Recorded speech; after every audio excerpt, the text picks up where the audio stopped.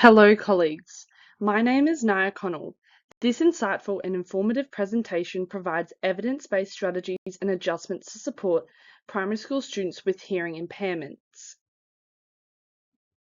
The premise of an inclusive education is justified by the Education for All, an international commitment to ensuring that all children receive a basic education of good quality.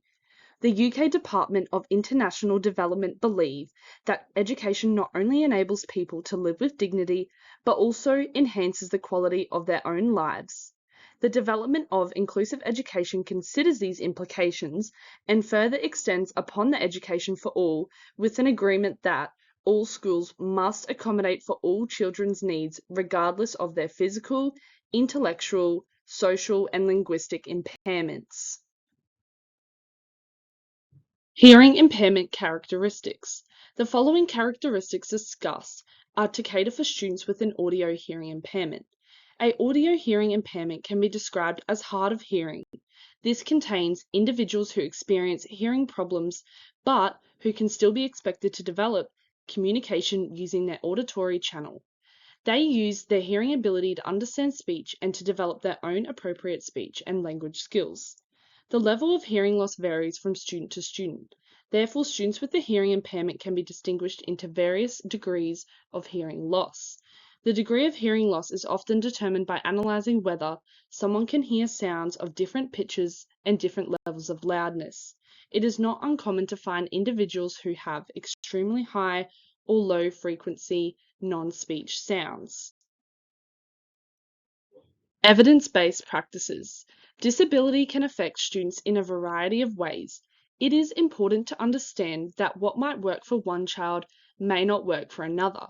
When supporting students with a disability, it is imperative to implement evidence-based practices to support children's access to an education. Evidence-based approaches have been demonstrated by high-quality research to meaningfully improve student learning outcomes.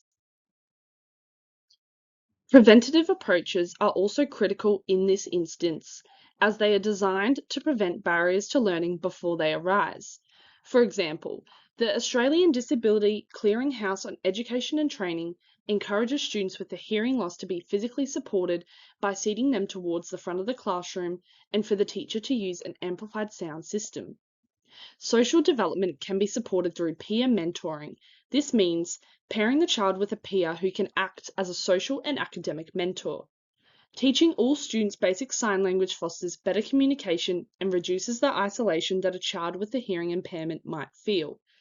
Intellectual development involves differentiating instruction, providing meaningful visuals that relate to the topic, set of instructions, routines, or questions that are clearly and concisely explained, and adding captions to videos. Lastly, ensure that this child has access to the curriculum at their level. Supplying students with these preventative approaches to their learning reduces the barriers they face when in the classroom, and by equipping them with the appropriate resources, whether this is through assistive technology, socially through peers, supplying visual aids or teaching methods tailored to them, creates a supportive learning environment for all students to thrive in. I am going to focus on a strategy that can be implemented into the classroom to support students with hearing impairments. For example, when explaining to the class the daily routine or giving instructions, we can complement this with visual signs and cues like so. This strategy is also effective when setting expectations and rules. Rules must be explained clearly and concisely and visually presented in the classroom to the teacher to refer to at any given time. For example, walk in the classroom, listen to your teacher, raise your hand to speak, and use your quiet voice. Basic Auslan signs can be incorporated into everyday instructions like please and thank you. Once the basic instructions have been learnt by the teacher, this can then be extended upon. For example, please open your book. These simple strategies are easy to learn and provide nonverbal reinforcement of expectations for the student. To further promote inclusivity in the classroom environment, a simple sign language chart with visuals can be displayed in the classroom for both the students and teacher to refer back to. Lastly, physical environmental adjustments can be made for this child in order for them to succeed. This could be having a discussion with them about seating arrangements and suggesting to them that they should be seated at the front of the classroom, as this allows for them to have an unobstructed line of vision. Also, providing an amplified sound system enhances sound quality and allows a clear and accurate sound reproduction. Implementing the following strategies into practice responds effectively to physical, social, and intellectual development of students who obtain hearing loss and creates an inclusive learning environment. Promoting inclusion. The benefits of an inclusive education have been shown to enhance academic outcomes for all students. It fosters a supportive learning environment, encourages collaboration, peer support, and a sense of belonging regardless of ability. When you establish an inclusive classroom, you're also promoting positive social interactions, empathy, and acceptance among all students. By doing this, you're also challenging societal stigmas and stereotypes surrounding disability.